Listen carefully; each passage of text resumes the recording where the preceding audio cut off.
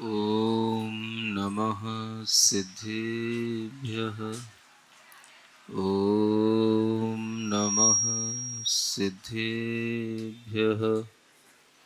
ॐ नमः सिद्धेभ्यः। ओकारं बिन्दुसंयुक्तं नित्यं ध्यायन्ति योगिनः। कामदं मोक्षदं चैव ओंकाराय नमो नमः। अरहमित्यक्षरं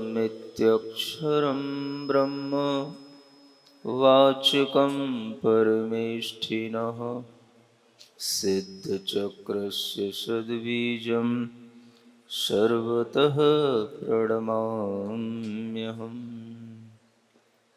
अनंतानंत सिद्ध परमेष्ठी भगवान की, देवादिदेव आदिम तीर्थंकर श्री ऋषभनाथ भगवान की, वर्तमान शासन नायक श्री वर्धमान महावीर भगवान की, परम पूज्य आचार्य गुरुवर श्री विद्यासागर जी महाराज की, आचार्य श्री समय सागर जी महाराज की।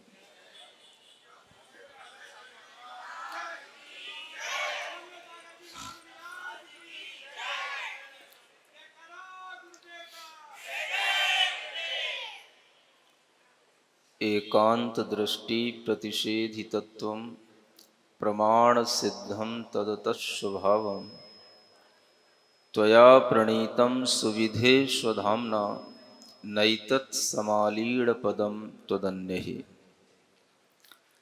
यह भगवान सुविधिनाथ की स्तुति का प्रथम काव्य है जो आचार्य समंत भद्र महाराज ने कहा है। आपने 24 तीर्थंकरों में भगवान सुविधिनाथ का नाम सुना होगा। सुना है? कौन से नंबर के भगवान हैं? 9वें नंबर के भगवान हैं। 81 कलशों से आज यहाँ पर शुद्धि हो रही है, वो भी 9 नंबर ही बनता है, इसलिए 9वें नंबर के भगवान आपके सामने लाए। वह भगवान जो 2 नामों से जाने जाते हैं, एक उनका नाम सुविधिनाथ है और दूसरा नाथ पुष्पदंत भगवान है। उन सुविधिनाथ भगवान को हम इसलिए याद कर रहे हैं कि आपकी यह जो पंच कल्याणक की प्रतिष्ठा है वह सुविधि से पूर्ण हो जाए, श्रेष्ठ विधि से संपन्न हो जाए। और इस तरह की विधि से संपन्न करने के लिए हमें सुविधिनाथ भगवान का स्मरण करना चाहिए। जो सुविधिनाथ भगवान कैसे थे? एकांत दृष्टि प्रतिषेधि तत्वम, जिन्होंने तत्व का हमें ज्ञान दिया और वह तत्व ऐसा था जो एकांत दृष्टि का प्रतिषेध करने वाला था। दुनिया में अनेक दार्शनिक हुए हैं, अनेक महापुरुष की श्रेणी में आने वाले लोग हुए हैं और उन्होंने भी दुनिया को ज्ञान दिया है। उसी तरह से भगवान तीर्थंकरों ने जो दुनिया को ज्ञान दिया उसमें और अनेक लोगों ने जो ज्ञान दिया उसमें जो बहुत बड़ा अंतर है वो एक दार्शनिक अंतर होता है। भगवान ने जो हमें तत्व का ज्ञान दिया वह तत्व हमेशा एकांत दर्शन का प्रतिषेध करने वाला होता है। एकांत दर्शन आप जानते हैं, ऐसे भी दृष्टियां हैं, दर्शन हैं, बुद्धियां हैं, चिंतन हैं जिनमें लोग पदार्थ को क्षणिक मानते हैं और कोई कोई लोग तो पदार्थ को बिल्कुल हमेशा सत रहने वाला नित्य मानते हैं। उन सब दृष्टियों को एकांत दृष्टि के माध्यम से कहकर के भगवान ने उन सब का निषेध किया और हमें बताया कि जो हमारा तत्व है, जो हमारा पदार्थ है, वह अनेकांत स्वरूप होता है। आप जानते हैं हम किस तत्व की और पदार्थ की बात कर रहे हैं? आपके पास कोई तत्व है, आपके पास अपना कोई पदार्थ है? क्या है? जो आप बैठे हैं वह आप एक पदार्थ हैं, और आपका अपना आत्मा, आपका अपना जीव एक तत्व है, एक पदार्थ है। उसी जीवादि पदार्थ को हम अनेकांत दृष्टि से देखें कि वह तत्रूप भी है और अतत रूप भी है, वह सत रूप भी है और असत रूप भी है, वह विधि रूप भी है और निषेध रूप भी है। जो हमारा जीव तत्व है उसी तत्व को प्रारंभ करके सारे तत्व आगे बढ़ते हैं। इसलिए जीव तत्व को सबसे प्रमुख माना गया। जीवादि तत्वम प्रतिपादकाय इसलिए कहा गया। भगवान ने जीवादि तत्वों का प्रतिपादन किया और वह तत्व एकांत दृष्टि का प्रतिषेध करने वाले हैं, प्रमाण से सिद्ध हैं और तत् और अतत स्वभाव वाले। हम सभी देखते हैं कि वह जीवादि तत्व सत रूप भी होता है, असत रूप भी होता है। जब हम कहते हैं हम हैं तो हम सत रूप होते हैं, और जब हम कहते हैं हम नहीं हैं तो उस समय पर वह असत रूप होता है। प्रत्येक जीव अपने स्वरूप की अपेक्षा से सत होता है और पर की अपेक्षा से असत होता है। न कोई तत्व सर्वथा सत होता है और न कोई तत्व सर्वथा असत होता है। भगवान ने कहा इस दुनिया में जितने भी तत्व हैं, पदार्थ हैं, जीव हैं, उन सबका सत्व है, सबका अस्तित्व है, और वह अस्तित्व होते हुए भी सब एक रूप नहीं हो गए। सबकी सत्ताएं मिलकर के, सबकी आत्माएं मिलकर के कोई एक आत्मा हो, एक ब्रह्म हो, और वही सब एक ब्रह्म के सब टुकड़े हों, ऐसा नहीं कहा। भगवान ने कहा कोई किसी का टुकड़ा नहीं है। हर बंदा, हर व्यक्ति, हर प्राणी, हर जीव अपने आप में एक स्वतंत्र तत्व है, और वह तत्व सत है, उसका अस्तित्व है। एग्जिस्टेंस जिस चीज का होता है वह हमेशा बना रहता है। भले ही हम दूसरे की अपेक्षा से उसको मना करते हैं कि यह नहीं है, लेकिन वह अपनी अपेक्षा से हर तत्व हमेशा बना रहता है। यह हमें दर्शन दिया, अनेकांत का दर्शन। हमारा जीव तत्व अपने स्वरूप की अपेक्षा से सत है और दूसरे की अपेक्षा से असत है।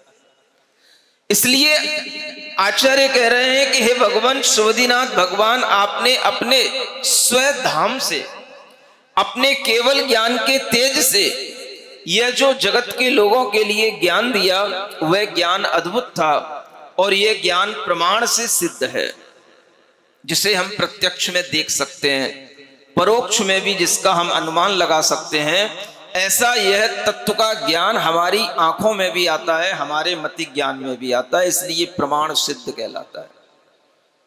प्रत्यक्ष में कोई भी चीज को हम देखते हैं तो वह चीज तत्रूप भी होती है, तत् माने वह है, और अतत रूप भी हो जाती है, वह नहीं है। जब किसी चीज का सद्भाव दिखता है, हमारे दृष्टि में आता है, तो वह तत् हो जाती है, और जब दृष्टि में नहीं आती है तो वह अतत हो जाता है। तत् भी अतत हो जाता है और अतत भी तत् हो जाता है। किसी भी चीज का सर्वथा अभाव नहीं होता, लेकिन कई चीजों की समायोजना जब हो जाती है, मिल जाती हैं कई चीजें, तो वह एक नए रूप में हमारे सामने आ जाती हैं। आप यहां आज बैठे हैं, क्या करने के लिए बैठे हैं?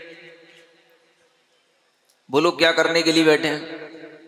महाराज हमें क्या पता, आप ही बताओ क्या करने बैठे हैं। हमसे तो कहा गया था यहां आ जाना सज धज के। हम आ गए सज धज के, अच्छे अच्छे कपड़े पहन करके आ जाना, हार मुकुट लगा करके आ जाना। हम आकर के बैठ गए। अब आप बताओ क्या करना है? पंडित जी बताएं क्या करना है, मुझे क्या पता क्या करना है। क्यों?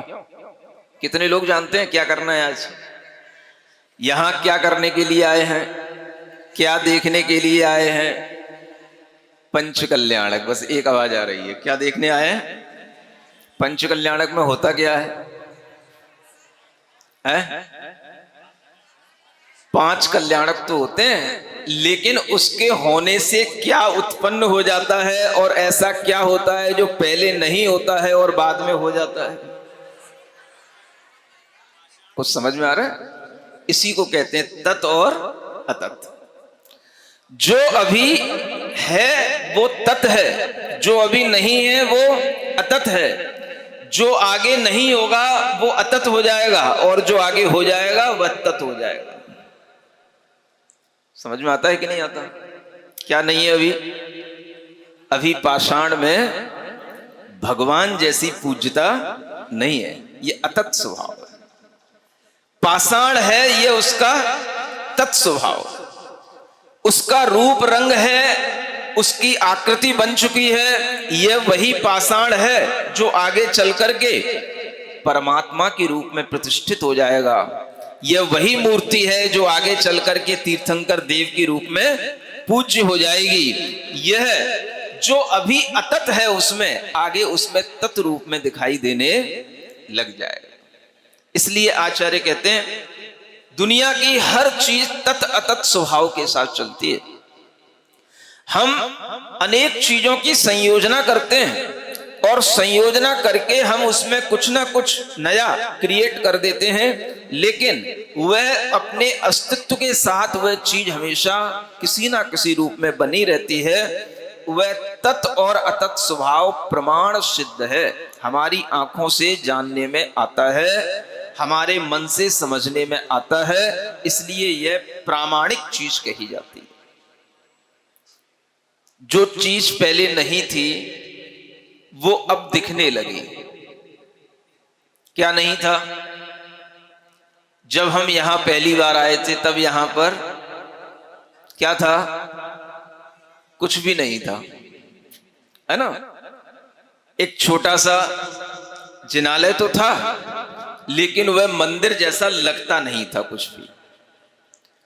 तो आप लोगों ने एक भावना की कि यहां पर इस नई आदित्य वर्ल्ड सिटी में एक नया कॉलोनी में एक नए जिनालय की स्थापना होनी चाहिए। ऐसा आप लोगों ने एक शिलान्यास कुछ वर्ष पूर्व किया था। कितने वर्ष हो गए हैं? 4 हो गए। अच्छा। और इन 4 वर्षों में आपने जहां कुछ नहीं था वहां सब कुछ उपस्थित कर दिया।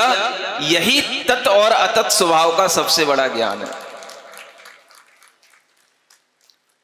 जहां पर किसी भी प्रकार से हमें लग नहीं रहा था कि यहां पर कुछ भी इतना अच्छा बड़ा जिनालय बन सकता है, आज कोई भी व्यक्ति दूर से आता है तो उसकी दृष्टि एक बार जिनालय पे जाए बिना रह नहीं सकती।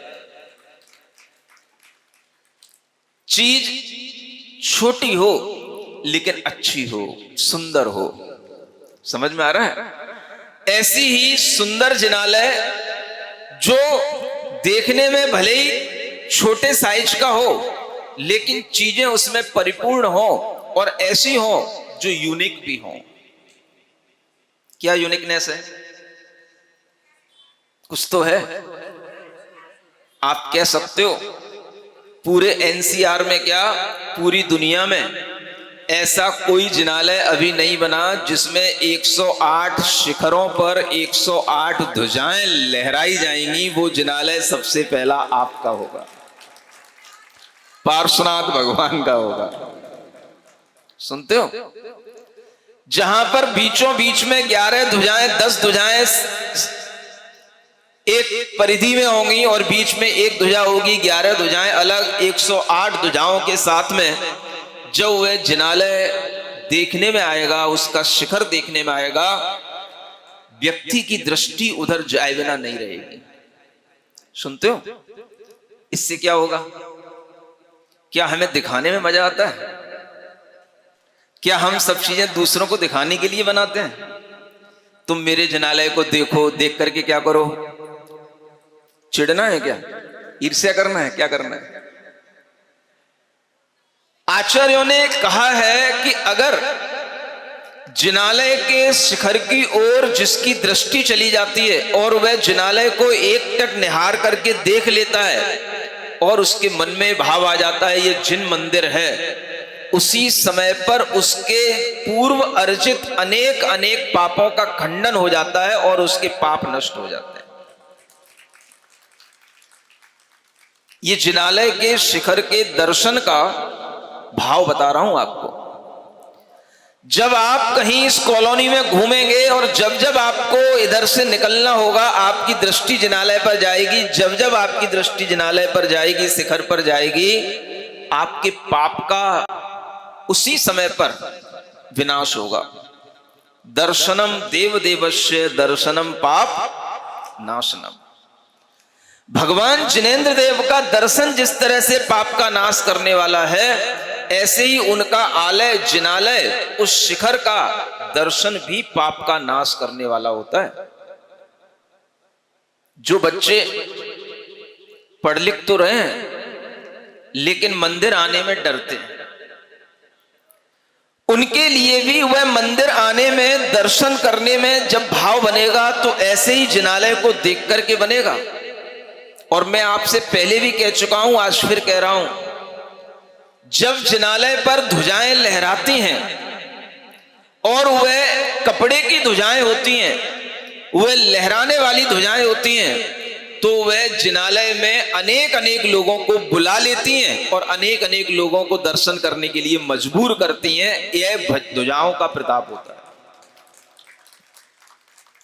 आप लोग उस जिनालय का दर्शन न केवल स्वयं करेंगे, बल्कि वो ध्वजाएं आप देखना, दूर दूर से लोग आएंगे देखने के लिए कि वह कौन सा जिनालय है जिस पर 108 ध्वजाएं लहराती हैं। वो देखने यहां आएंगे, सुनते हो? और यह जिनालय न केवल आपके लिए मंगलमय होगा, बल्कि जो भी लोग आसपास होंगे, भगवान उनका जिनालय कोई पक्षपात नहीं करता,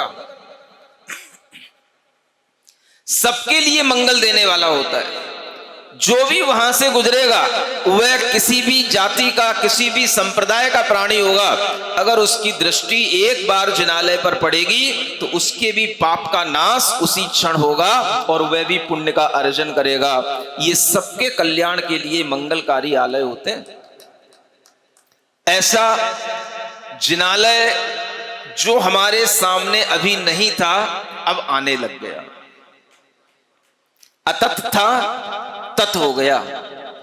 अतत भी तत हो जाता है, तत भी अतत हो जाता है। और ये चीज हमारे लिए प्रमाण माने हमारे मतिक ज्ञान से सिद्ध होती है। ये हमें स्वयं अनुभूति में आता है, इसको सिद्ध करने की कोई जरूरत। जो चीजें हैं वह बनी रहती हैं। जब आपने शिलान्यास किया तब आप वही थे जो आप देख रहे थे। शिलान्यास हो रहा है, उस समय गड्ढा हो रहा था, सुनते हो? आज भी आप वही हो, हम भी वही हैं। और आज हम देख रहे हैं कि गड्ढा नहीं दिख रहा है, गड्ढे के ऊपर बहुत बड़ा वह जिनालय दिख रहा है और शिखर दिख रहा है। यह देखने वाला बता रहा है, हाँ यह वही स्थान है जहां पहले कुछ नहीं था, अब सब कुछ है। और यह जो मैं महसूस करता हूं, मैं पहले वही देखने वाला था, आज मैं यही देखने वाला हूं, ये हमारे जीव तत्व के तत् अतत स्वभाव को बताने वाला है। हमारा जीव वही है जो 4 साल पहले था, यह मेरा तत् स्वभाव है। और वह जो अनुभूति उस समय पर हो रही थी वो आज नहीं है, आज एक नई अनुभूति है। ये मेरा अतत स्वभाव है। यह तत् और अतत स्वभाव के साथ में हमारा जीव द्रव्य निरंतर परिणमन करता रहता है। आपको अपने जीवन में इसी जीव द्रव्य के बारे में जानना है। चाहे अपने जीव द्रव्य के बारे में जानो, चाहे उस परमात्मा के जीव द्रव्य के बारे में जानो। यहां पर जो प्रतिष्ठा होगी वहां पर भी आपके लिए यह देखने में आएगा कि कैसे एक जीव गर्भ से जन्म और तप की यात्रा करते करते केवल ज्ञान को प्राप्त करके मोक्ष को प्राप्त कर लेता है। यह एक जीव की आत्मा की परमात्मा तक की यात्रा का दर्शन कराने के लिए आप इन पंच कल्याणकों का आयोजन करते हैं। और यह पंच कल्याणक आपके सामने जब आते हैं तो आपको ज्ञान भी देते हैं, विधि विधान से आपकी क्रियाओं की प्रति एक श्रद्धान भी बनाते हैं, और उसके साथ साथ आपके मन के अंदर एक संस्कृति के प्रति एक दृढ़ता का भाव भी आता है, प्रभावना का भी कार्य होता है। इन सब कार्यों के साथ साथ आपका ज्ञान सुचारू रूप से काम करना चाहिए। अगर आपका ज्ञान सही काम करेगा तो आप सब चीजों को सही ढंग से समझते जाएंगे, करते जाएंगे। सबसे बड़ी चीज क्या है? ज्ञान है। आपके ज्ञान में चीजें समझ में आएंगी तो आपको उनके प्रति इंटरेस्ट आएगा और उनकी इंपॉर्टेंस भी समझ में आएगी। अगर आपको चीजें विश्वास में नहीं है, आपके इंटरेस्ट में नहीं है, तो आपको इन चीजों की कोई इंपॉर्टेंस समझ में भी नहीं आएगी। इसलिए आचार्यों ने कहा कि हर कार्य को ज्ञान से देखना, जानना और करना। ज्ञान नहीं है तो ज्ञान को अर्जित करना, ज्ञान के उन रिसोर्सेज के पास में पहुंचना जहां से हमें नॉलेज मिलती है, और वह नॉलेज हमारे लिए राइट नॉलेज हो। ऐसे चीजों की तरफ देखना, कहां मिलती है वो राइट नॉलेज, वह सोर्सेज कहां है, उसको अगर हम देखने की अपने अंदर एक क्षमता लाते हैं, एक विचार लाते हैं, तो हमारे अंदर एक भीतर से अलग तरह का एक भाव पैदा होता है। हमारे जीवन में एक बहुत ही अच्छा ट्रांसफॉर्मेशन होने लग जाता है, जिसके माध्यम से हम अपने जीवन में भी वह देख सकते हैं जो एक पाषाण में देखने के लिए हम यहां बैठे हैं। आप सोच रहे होंगे, एक पाषाण को पूज्य बना दिया जाता है, पाषाण को भगवान बना दिया जाता है। एक पाषाण के अंदर इतना बड़ा ट्रांसफॉर्मेशन हो सकता है, तो हमारे अंदर भी कुछ हो सकता है कि नहीं हो सकता? बोलो, सोचते हो कि नहीं सोचते हो? महाराज कहां गर्मी में किसी को सोचने की दिक्कत है, समय है, सब तो बस इस धुन में लगे हुए हैं। ये महोत्सव होना चाहिए, बड़ा मंडप बनना चाहिए, बड़ा पंच कल्याणक होना चाहिए, बड़े ढंग से ये कार्यक्रम अच्छे ढंग से संपन्न हो जाना चाहिए, बस सब इस मूड में है। सोच विचार तो सबका दूर ही हो गया। क्या होने वाला है, क्या होगा, कैसे होगा, ये सब सोच विचार आपके लिए चिंता का भी विषय हो सकता है, और ये आपके अंदर एक ईगरनेस का ही विषय हो सकता है। आपके अंदर एक उत्सुकता हो कि हाँ, इसमें क्या होता है। बोलो, क्या चाहते हो? चिंता तो कुछ है नहीं तुम लोगों को। हमें तो लगता है कि अगर हम ना बोलें तो तुम कुर्सी पे पड़े पड़े लुढ़क जाओ। इतने निश्चिंत हो, चारों तरफ एसी लगवा लेते हो, कूलर लगवा लेते हो, बड़ी बड़ी अच्छी कुर्सियां और सोफे पे बैठ जाते हो, बस लुढ़कते रहते हो। यहां से सीधे उठोगे, सब इंतजाम है पूरा। चिंता तो है ही नहीं आप लोगों को। क्या करना है फिर? थोड़ा चिंतन तो करना है कि नहीं करना है? क्या चिंतन करना है? हमारे लिए जो चीजें सामने आती हैं, वो चीजें किस ज्ञान के साथ आती हैं, हमें उस ज्ञान की धारा से भी जुड़ने की एक मन में विचारधारा लानी चाहिए। आप लोग यह पंच कल्याणक के आयोजन करते हैं, बड़े बड़े संस्कृति को आगे बढ़ाने वाले कार्य भी करते हैं, लेकिन आप आज वर्तमान में यह भी देख रहे हैं कि लोगों के अंदर फिर भी जैनिज्म के प्रति जो इंटरेस्ट होना चाहिए वो कम होता जा रहा है। आपके प्रति आपके अंदर हो सकता है, लेकिन आपकी पीढ़ियों को, आपके बच्चों को इन चीजों में इंटरेस्ट बहुत कम आ रहा है। उसका कारण क्या है? बोलो, उसका कारण क्या है? क्या हो सकता है? अगर हम किसी चीज को अच्छे ढंग से समझाएं, साइंटिफिक वे में हम हर चीज को बच्चों के सामने प्रेजेंट करें, तो क्या ऐसा हो सकता है कि बच्चा नहीं सीखे, नहीं समझे? लेकिन उसके लिए पहले आपको भी सीखना पड़ेगा, आपको भी समझना पड़ेगा। जैन संस्कृति की रक्षा करने के लिए हमें इन आयोजनों के साथ साथ ज्ञान के प्रचार और प्रसार वाले जो कार्य चलते हैं उनसे भी जुड़ने का हमें मन बनाना चाहिए। और ऐसे कार्य आपके समक्ष समय समय पर आते रहते हैं। आज मैं एक उसी कार्य की बात कर रहा हूं जो मैं आज आपको बताना चाहता हूं, और वह कार्य एकेडमिक लेवल का कार्य है। अगर आप शिक्षा के स्तर पर अपना विचार, अपना ज्ञान बढ़ाएंगे तो आपका विश्वास बढ़ेगा, आपके अंदर जैनिज्म का संस्कार आएगा। अन्यथा केवल महोत्सव करने से 5 दिन में कोई आपके अंदर न संस्कार आता है, न कोई आपके अंदर विश्वास की कोई नींव पड़ती है। ये सब चीजें होती हैं ज्ञान की सतत साधना के साथ, और वह साधना आज भारत के अंदर चल रही है। पीएम मोदी के माध्यम से भी एक इंडियन नॉलेज सिस्टम, अपनी भारतीय ज्ञान की विकासों की धाराओं का एक उन्नयन किया जा रहा है, और ऐसे सिस्टम बनाए गए हैं जिसके माध्यम से आप अपने ज्ञान को आगे बढ़ा सकते हैं। जो ज्ञान सबके लिए काम का है वह नॉलेज का सिस्टम आपके सामने जरूर होना चाहिए, तभी आप अपनी कल्चर को बचा सकेंगे, अपनी संस्कृति की रक्षा कर सकेंगे। और यह नॉलेज का सिस्टम अगर बढ़ता है, बनता है, तो कुछ बात बनती है। आप सब लोग यहां बैठे हैं, अगर मैं आपसे कहूं कि आपने क्या क्या डिग्री प्राप्त कर ली है, तो आप बताओगे कि मैं IITian हूं, मैं CA हूं, मैं MBA हूं, और कुछ है, BTech हूं, MTech हूं, ये सब डिग्रियां आपने ले रखी हैं। मैं अगर आपसे पूछूं कि आपने जैनोलॉजी में या जैनिज्म के अंदर कोई डिग्री ली है, क्या आपने अपनी जैनिज्म की जो प्राचीन लैंग्वेज है, प्राकृत भाषा, उसमें कोई आपने ज्ञान, उसके माध्यम से होने वाली शिक्षा का कोई आपने अपने अंदर विचार लिया है? बोलो, कुछ विचार आपके अंदर आएगा?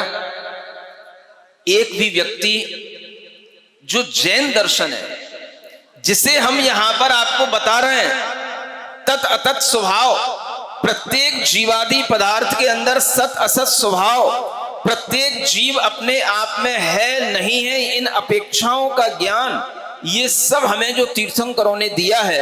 अगर हमें अपने ही जीव द्रव्य का ज्ञान नहीं होगा, हमें अपने ही जीव पदार्थ का सच्चा ज्ञान नहीं होगा, तो हम दुनिया की स्टैटिक्स पढ़ करके, MBA की डिग्रियां लेकर के, दुनिया की कॉमर्स और साइंस पढ़ करके हम क्या पालेंगे?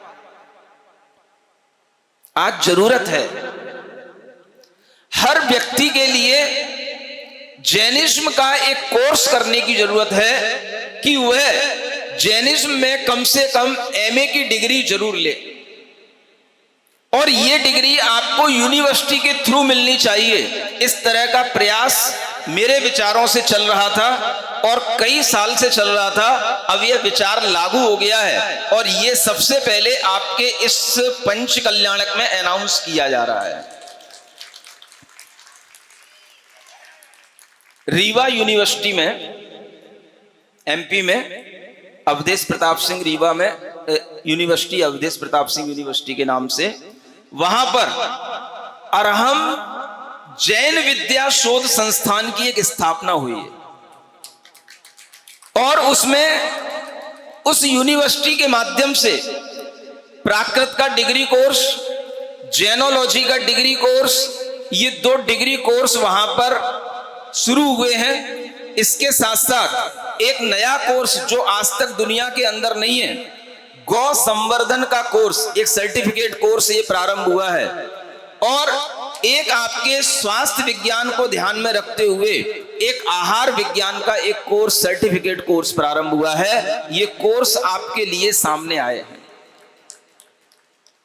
आप जहां पर तमाम तरह की डिग्रियां ले रहे हैं, वहां पर आप अगर ग्रेजुएट हैं तो भी आप जैनोलॉजी के अंदर MA कर सकते हैं। आप घर बैठे इस तरह की अगर थोड़ी सी नॉलेज के सिस्टम से जुड़ेंगे और अपनी नॉलेज को इस तरह से एकेडमिक लेवल पर बढ़ाएंगे और यूनिवर्सिटियों में आपके नाम नॉमिनेट होंगे, तो आप इस जैन दर्शन को बहुत ऊंचाइयों तक पहुंचा पाएंगे। जब भी कोई दर्शन, कोई भी समाज, कोई भी सभ्यता ऊंचाइयों पर पहुंची है तो वह शिक्षा के माध्यम से पहुंची है, केवल मंदिर बनाने से नहीं पहुंची। और शिक्षा के जगत में अगर आप अपने लिए इस तरह से हर व्यक्ति के अंदर यह भावना हो, मैं भले ही MBA कर लूं, CA कर लूं, IITN बन जाऊं, MTech कर लूं, कुछ भी कर लूं, लेकिन मुझे MA करने के लिए एक बार जरूर मन बनाना है कि हमें जैन दर्शन में MA करना है। ये 2 साल का कोर्स होता है और ये हम घर बैठे बैठे ऑनलाइन ये कोर्स कर सकते हैं। केवल आपको हो सकेगा तो परीक्षा के लिए देने जाना पड़ेगा, अदरवाइज अगर वो भी कंप्रोमाइज हो जाएगा तो उसकी भी व्यवस्था बनाई जाएगी। हर घर में बैठी हुई अनेक प्रकार की पढ़े लिखी बेटे भी होते हैं, बेटियां भी होती हैं, बहुएं भी होती हैं, जिन्हें कुछ ना कुछ अपने दिमाग को हमेशा राइट डायरेक्शन में ले जाने के लिए मन बनाए रखना चाहिए। नहीं तो घर में बैठे बैठे टीवी और मोबाइल देखते हुए आपके दिमाग खतरनाक हो जाएंगे। खराब नहीं होंगे, क्या हो जाएंगे? खतरनाक हो जाएंगे।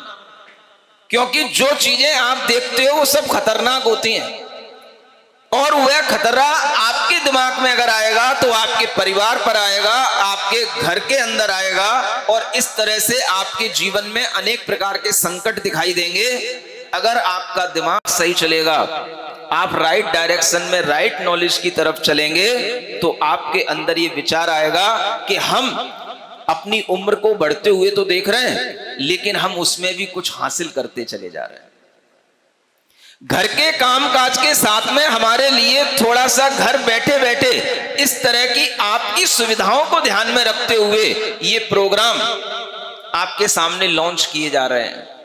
और आज इस पंच कल्याणक में शुभ अवसर पर सबसे पहली बार आपके लिए इस जैनिज्म की एजुकेशन के साथ में जुड़ने के लिए, और वो भी आपको यूनिवर्सिटी की डिग्री के साथ आपको जुड़ने के लिए ये प्रोग्राम आपको बताया जा रहा है। क्योंकि आपको लगता है अगर मैंने 2 वर्ष का कोर्स किया, या हमने BA MA BA भी है उसमें, आपने अगर मान लो 5 वर्ष का वह कोर्स किया, हमें डिग्री मिलेगी, वो वैलिड होगी कि नहीं होगी? तो वो यूनिवर्सिटी की होगी तो वैलिड होगी, वह गवर्नमेंट यूनिवर्सिटी की डिग्री, वो आपके लिए आगे काम आएगी।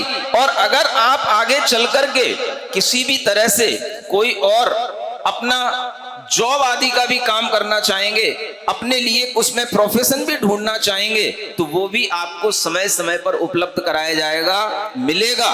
वो तब मिलेगा जब आप पहले कम से कम MA होंगे, PhD होंगे, जब आप अपना इस तरीके का लेवल बना लेंगे, तब आपके लिए कोई अच्छी यूनिवर्सिटी में किसी डिपार्टमेंट में भी अपॉइंट आपको किया जा सकता है। और इस तरह की चीजें अगर समाज में लोग करेंगे तो जैन संस्कृति आगे बढ़ेगी। सुनते हो? सौधर्मेंद्र माता पिता पंच कल्याणकों के यज्ञ नायक, बड़े बड़े पात्र बनने से ये मन में भाव तो आता है कि मैंने बड़ा काम किया है, हम बहुत बड़े हो गए हैं, हमने बहुत बड़ा अचीवमेंट कर लिया है। लेकिन इससे भी बड़ा अचीवमेंट और क्या हो सकता है, जो हमारे लिए आगे काम आने वाला हो, हमारी पीढ़ियों के लिए काम आने वाला हो। और मैं कहता हूं, घर में अगर पढ़े लिखे लोग हैं जो ग्रेजुएट हैं, तो उन्हें कम से कम हर व्यक्ति के लिए ये MA इन प्राकृत और MA इन जैनोलॉजी, ये 2 कोर्स जरूर अपने लिए करना शुरू कर देना चाहिए। और ये कार्य इसी पंच कल्याणक के इन लोगों के माध्यम से शुरू होना चाहिए। यहां पर इतने लोग बैठे हैं, और अगर यहीं से ये फॉर्म भरना शुरू हो जाएंगे तो यूनिवर्सिटी के लोग कहेंगे हम इस डिपार्टमेंट को आगे नियम से सुचारू रूप से चलाएंगे, क्योंकि यहाँ पर अनेक लोग इसमें अपना फॉर्म भर रहे हैं, रजिस्ट्रेशन कर रहे हैं, और इसमें अपनी रुचि दिखा रहे हैं। यह आप लोगों के माध्यम से ये कार्य जब शुरू होगा तब कोई डिपार्टमेंट चलते हैं, अन्यथा आपने देखा होगा कई जगह डिपार्टमेंट खुल जाते हैं और उन्हें बंद करना पड़ता है क्योंकि वहां पर स्टूडेंट नहीं होते हैं। सुनते हो? स्टूडेंट बने रहो, शिष्य बने रहोगे तो सीखने की क्षमता बनी रहेगी, और जब तक सीखते रहोगे तब तक युवा बने रहोगे, और जिस दिन सीखना बंद कर दोगे उसी दिन बूढ़े हो जाओगे, उसी दिन मर जाओगे। इसलिए सीखने वाला व्यक्ति कभी बूढ़ा नहीं होता।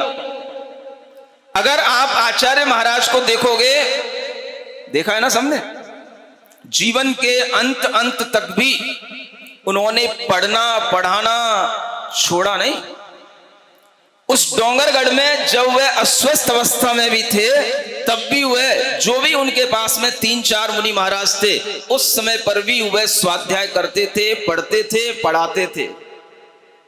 ये जो सीखने की चीज होती है, यह कभी भी अपने मन में कभी भी इसको स्टॉप नहीं लगाना चाहिए। जहां आपके मन में आ गया अब तो मुझे कुछ नहीं सीखना है, अब मेरी उम्र हो गई है, बस समझ लेना वो आपकी उम्र अब कोई काम की रही नहीं। आप अगर अपनी ब्रेन को हमेशा एक्टिव बनाए रखेंगे तो आप हमेशा यंग रहेंगे, और ब्रेन यंग रहता है तो बंदा यंग रहता है, और जो यंग रहता है उसे बालों से और दांतों से कोई फर्क नहीं पड़ता कि बाल सफेद हो गए कि दांत जड़ गए, वो ऑलवेज यंग है। इसलिए आपसे कह रहा हूं, अपने लिए जीवन में इस तरह के डिग्रियां लेना शुरू करें कि हमने अनेक लौकिक डिग्रियों के साथ साथ जैन दर्शन में भी हमें एमए करना है, पीएचडी करना है, और इस तरह से हम जैन दर्शन में जब पीएचडी करेंगे, हमारा एकेडमिक लेवल पर जो एक ग्राफ है वो बहुत अभी पीछे है, इसको आगे लाना है।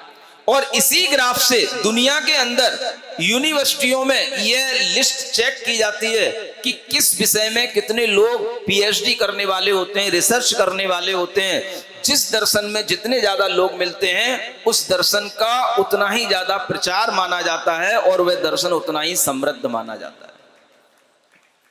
सुनते हो? क्या सुन रहे हो? अब यहां पर हम बोली तो नहीं लगा रहा हूं।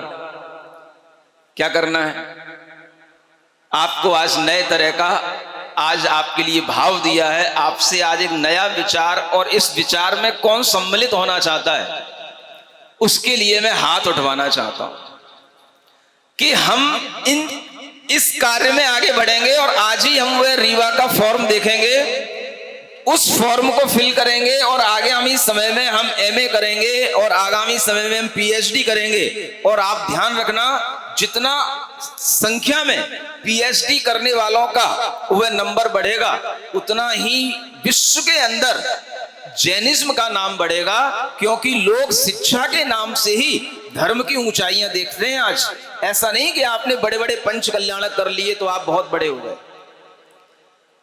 ये विचार बहुत दिनों से जो चल रहा था, और उस विचार की ये समायोजना की जा रही थी, सतना चातुर्मास से इसको लागू करने का प्रयास चल रहा था, और यूनिवर्सिटी के साथ में लगातार कांटेक्ट चल रहा था।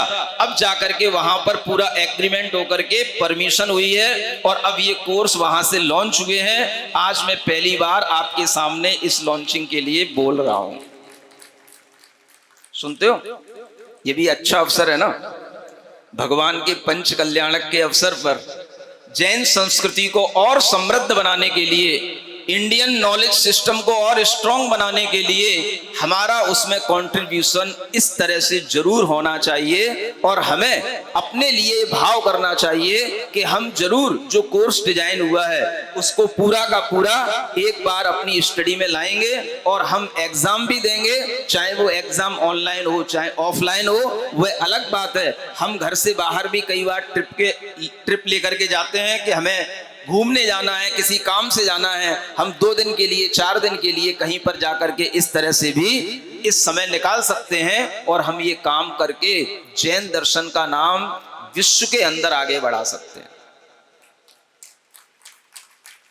पंच कल्याणकों से तो आपका नाम केवल आपकी समाज तक रहेगा, लेकिन अगर आप जैन दर्शन में एमए पीएचडी करेंगे तो विश्व के अंदर जो बड़ी बड़ी यूनिवर्सिटियां हैं उनके जो कैटालॉग होते हैं उनमें जैन दर्शन के इन विषयों पर पीएचडियां हुई हैं। ये कैटलॉग में जब वहां पर नाम की एंट्री होगी, वह टॉपिक की एंट्री होगी, उससे जो आपका जैन दर्शन का भान और उसका लेवल जो आगे बढ़ेगा वह अपने आप में दुनिया के लिए महत्वपूर्ण होगा। इससे बड़ा काम और कुछ नहीं हो सकता है जो आप अपने जीवन में एक बार अवश्य कर सकते हैं। समझ में आ रहा है? कुर्सी पे बैठे लोगों को कुछ समझ नहीं आता, ऐसा लगता है। क्यों आ रहा है? बताओ जिंदा हो कि नहीं, थोड़ा हाथ उठा के तो बताओ। हाँ, सब जिंदा है। तो ये काम चाहे आप करो, चाहे आप अपनी बेटियों के लिए करवाना, बेटों के लिए करवाना, बहुओं के लिए करवाना, इसको घर बैठे हर कोई कर सकता है। पति पत्नी मिलकर के भी कर सकते हैं। और इस तरह से हमें जैन संस्कृति को आगे बढ़ाने के और भी जो आयाम चल रहे हैं, इन आयामों में हमें शामिल होते रहना है। ये हमारी बुद्धि अगर सही दिशा में चलेगी तो भगवान का जो ये नाम है सुविधि, ये नाम हमारे लिए चरितार्थ होगा। विधि का मतलब कर्म भी होता है। विधि माने क्या होता है? कर्म। हमारे कर्म अच्छे होंगे। भगवान सुविधिनाथ यही कह रहे हैं कि आप अगर अच्छे कर्म करेंगे, आपके भीतर अच्छे कर्मों का बंधन होगा, तो उसके फल से आपको इतने अच्छे फल मिलेंगे कि उनका दूसरा जो नाम है वो चरितार्थ होने लगेगा। क्या नाम है? पुष्पदंत। मतलब जिनके दांत पुष्प की तरह, फूल की तरह खिल रहे होते हैं, उन्हें भगवान पुष्पदंत कहते हैं। दिखाओ अपने दांत। एक एडवर्टाइज आता ना लाल दंत मंजन का, बेटा दिखा अपने दांत। अपने आप के मुख को अगर खिलता हुआ देखोगे, अपने दांतों को भी पुष्प की उपमा के साथ में अगर कभी महसूस करोगे, तो वह तभी होगा जब आपको भीतर से एक संतोष होगा। हमने अपने जीवन में न केवल धन अर्जित किया, केवल हमने परिवार नहीं बढ़ाया, केवल हमने संसार नहीं बढ़ाया, हमने अपने जीवन में धन के साथ साथ जैन धर्म का संस्कार भी संजोया है। हमने अपने जीवन में जैन दर्शन का ज्ञान भी लिया है। यह विचार जब आपके अंदर आएगा तो आपको जो संतोष मिलेगा उसी से आपका मुख खिलेगा, आपके दांत खिलेंगे और आप भगवान पुष्पदंत को हमेशा याद रखोगे। सुनते हो? तो क्या करना है? भगवान का गुणगान भी करना है और भगवान ने जो हमें ज्ञान दिया है उसको अपने अंदर प्राप्त भी करना है। आज दुनिया में गौ संवर्धन को लेकर के भी बड़े बड़े काम हो रहे हैं, लेकिन आज तक गौ संवर्धन को लेकर के कोई भी कोर्स डिजाइन नहीं हुआ। वह कोर्स भी इस टीम के माध्यम से डिजाइन किया गया है, वो सर्टिफिकेट कोर्स है। और गौ संवर्धन का यह कोर्स भी दुनिया में अनेक अनेक जगहों पर लागू होने के लिए आप लोग तैयारी कर सकते हैं, ताकि अनेक अनेक जो गौशालाएं चल रही हैं उन गौशालाओं में भी पढ़े लिखे लोग हों।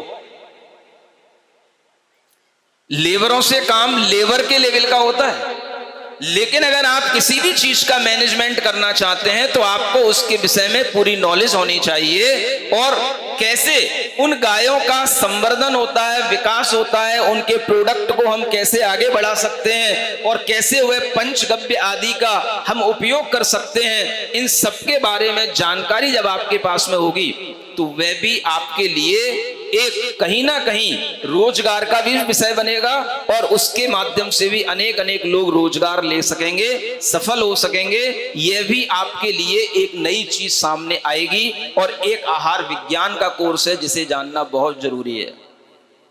क्या खाएं, क्या ना खाएं, कब खाएं, कितना खाएं, कैसे खाएं, क्यों खाएं।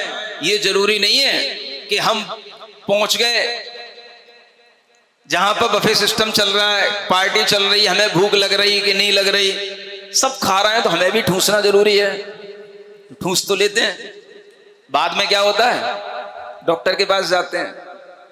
ये भी जानना जरूरी है क्यों खाएं, कब खाएं, कैसे खाएं, कितना खाएं, क्यों खाएं।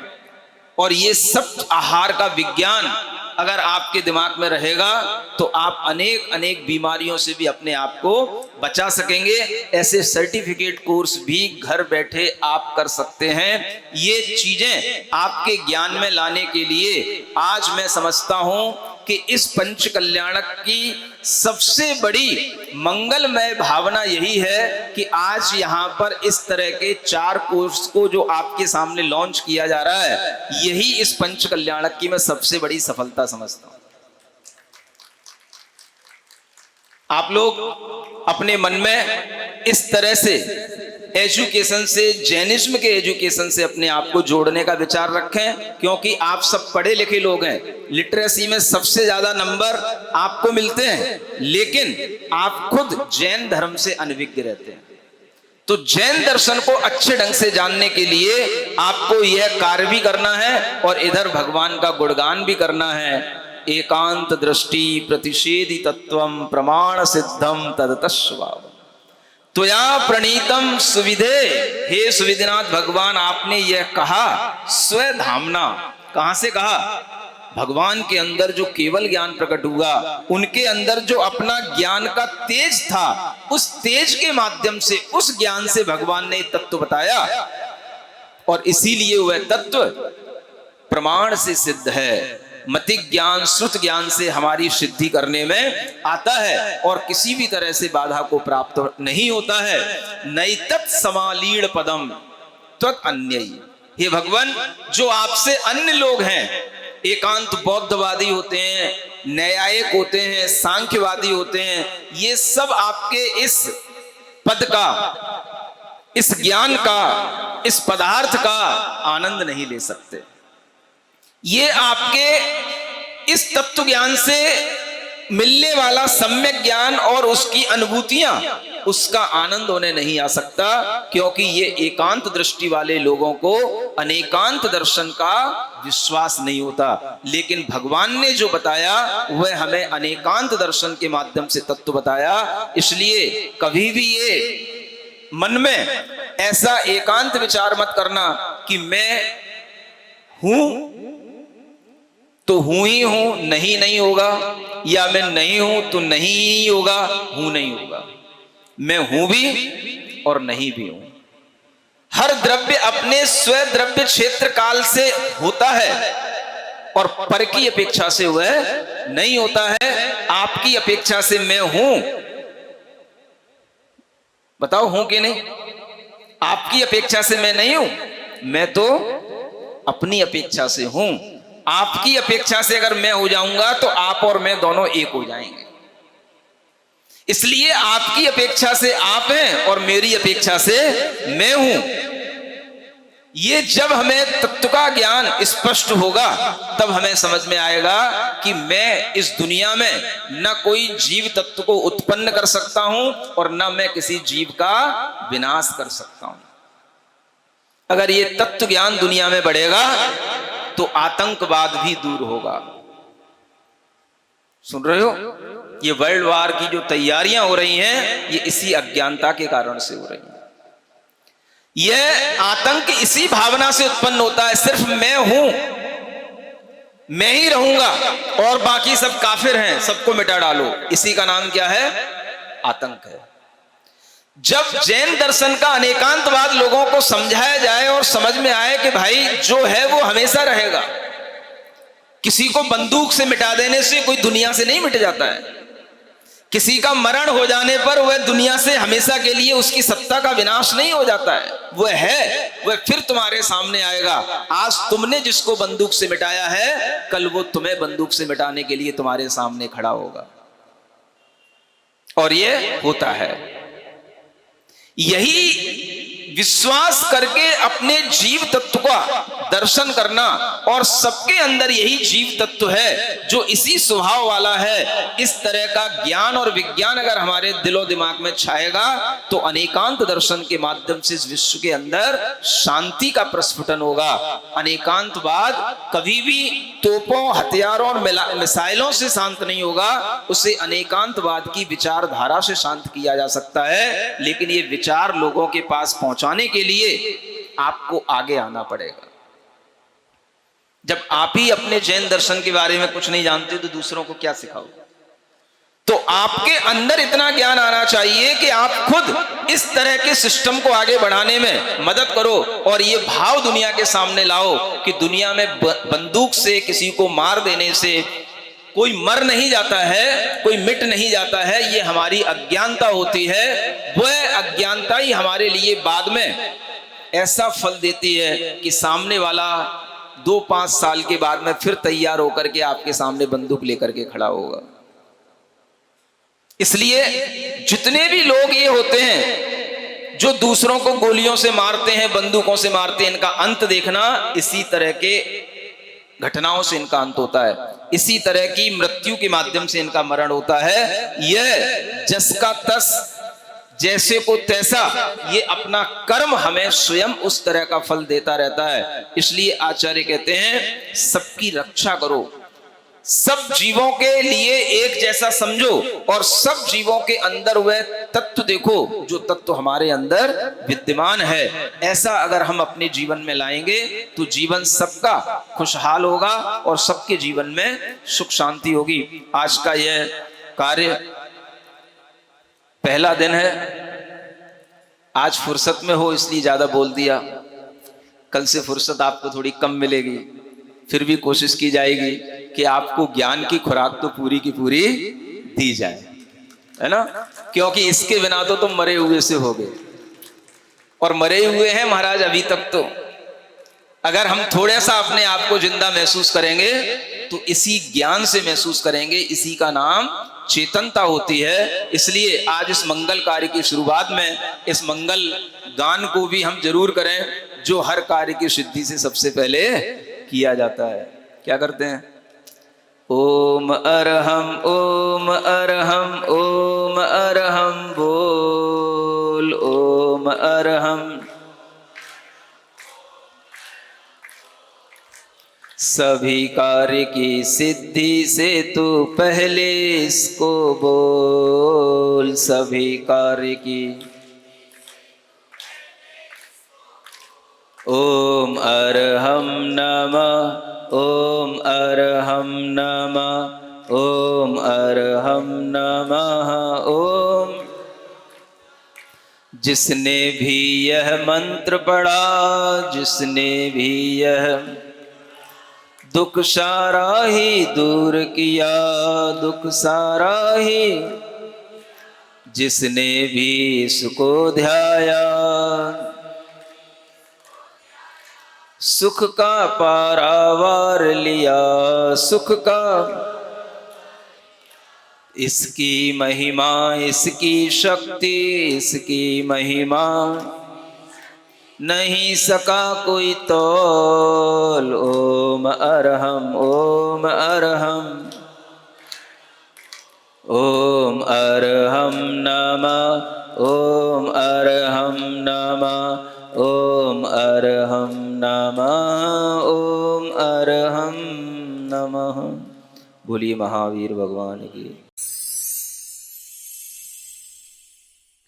सिरिजिणवाणी जग कल्याणी, जग जन मदतम मोहरी, जनमण हारी गढ़हर हारी, जम जरा भव रोग हरि। तिथ्य राणम दिव्य झुणिम जो पढ़ई सुणई मय्ये धारई, राणम सौख मणंतम धरिय, सासद मोक्ष पदम पावई, सासद मोक्ष पदम पावई।